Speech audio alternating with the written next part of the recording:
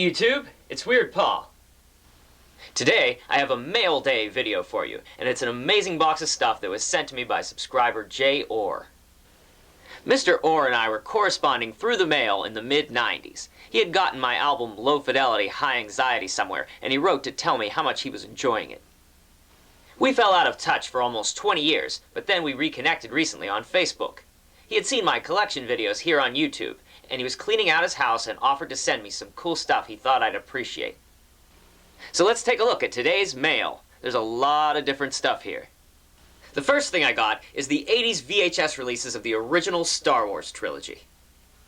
Of course I grew up watching these movies, and I love them, but I never actually owned them. I'm very happy to have them. The artwork alone is breathtaking. There's also an anime version of Romance of the Three Kingdoms. I've never seen this, and it's narrated by Mr. Miyagi himself, Pat Morita. He also sent a couple of horror movie DVDs. Interplanetary, which takes place on Mars, and something called Hide and Creep, just the thing you'd expect to see at the Cleveland Public Library. And I got some more keychains for my collection. Here's one from the Twin Towers in Malaysia, a 1987 keychain from the Kincaid plant in Union City, Tennessee, another one of those #1 keychains. This one is my favorite color. Also a voodoo doll, and this ancient-looking King Cotton Meat Products keychain. What do you think this key is for? I like to think that it's the key to the imagination. My favorite one, though, is this red owl. Ever since I was a kid, I had this green one. As long as you have two, it's a collection. For those of you role-playing gamers out there, check out this stuff.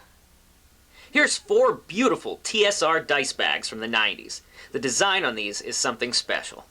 I also got this gorgeous set of Chessex Magenta with Gold Borealis gaming dice. Makes my standard set look ugly by comparison. Even though I haven't played Dungeons & Dragons since around 1986, I still love the books. They're fun to read, and the artwork is a feast for the eyes. It turns out that I don't have as many of the books as I thought. Thanks to Jay Orr, my bookshelf is a lot fuller now.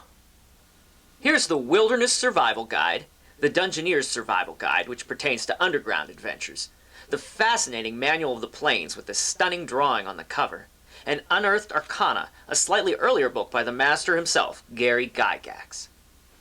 I remember kids talking about this book when I was in school. I'd forgotten all about it. The Tomb of Horrors is one of the best D&D modules of all time. There's so much insane stuff in it. Some of you may have heard of it in Ernest Cline's Ready Player One. Here's an Oriental Adventures module. I've never even seen one of these. Whenever me, my sister, my cousin, or one of my rare friends play D&D together, we'd usually play the basic set, or set 1. My sister had gotten set 2, the expert set, and later I got set 3, the companion set. I didn't even know they made sets 4 and 5. Now I have them. Set 4, the Master Set, along with the modules Into the Maelstrom, Vengeance of Alphax, and Twilight Calling. And set number 5, the Immortal Set, including the module The Immortal Storm. These folks have a lifetime membership at the gym. Which is forever, because they're immortal. I also got a couple of stat cards for the Mishtu and Weretiger. There's a lot more stuff, so I gotta keep going here. 2 My Little Pony Happy Meal figures, Princess Luna and Rarity.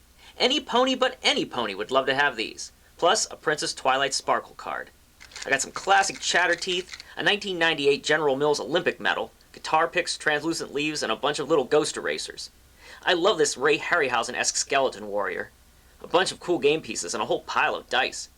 A cool sticker of Wonder Woman flying in her invisible jet, a Homestar Runner coaster, an Ideal Boy patch, a Brad McGinty 1955 American Christmas Devil postcard, and a pack of nylon guitar strings. I'm looking forward to putting these on one of my guitars. This electronic laser gun is really sweet. It doesn't seem to work, but it's really cool to look at. This is excellent. It's a 2001 Silent Screamers model, Maria the Robot from Fritz Lang's classic sci-fi movie, Metropolis. I also received these red wraparound shades, and honestly, they are so me.